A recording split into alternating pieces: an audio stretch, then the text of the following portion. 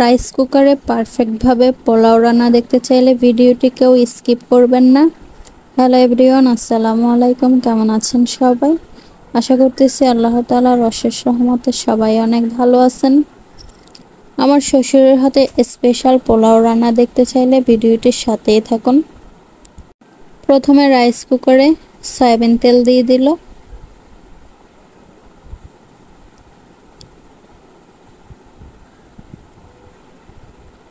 তেল খুব ভালো করে গরম হয়ে গেছে। এরপর কিছু তেজপাতা আর দারচিনি দিয়ে দিল, সাথে পেঁয়াজ কুচিও দিয়ে দিল।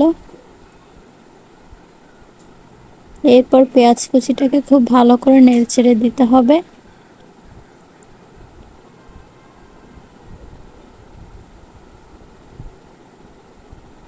পেঁয়াজগুলো খুব ভালো করে বাদামি রং আসার পর পোলাও চালগুলো দিয়ে দিল। চালগুলো খুব ভালো করে নেড়েচেড়ে ভেজে নিতেছে। চাল যত বেশি ভাজা হবে পোলাওটা তত বেশি ঝরঝরে হবে।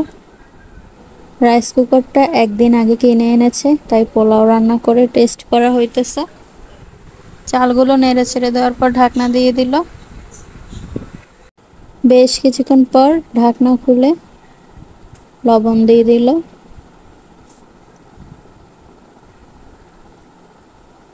এরপর গরম পানি দিয়ে দিল।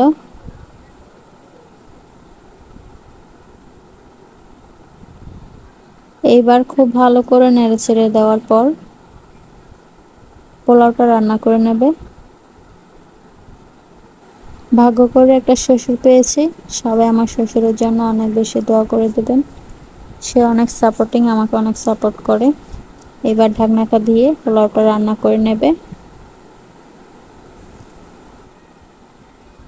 বেশ কিছুক্ষণ পর ঢাকনা খুলে একবার দেখে নেবে। পোলাও রান্না অলরেডি ডান।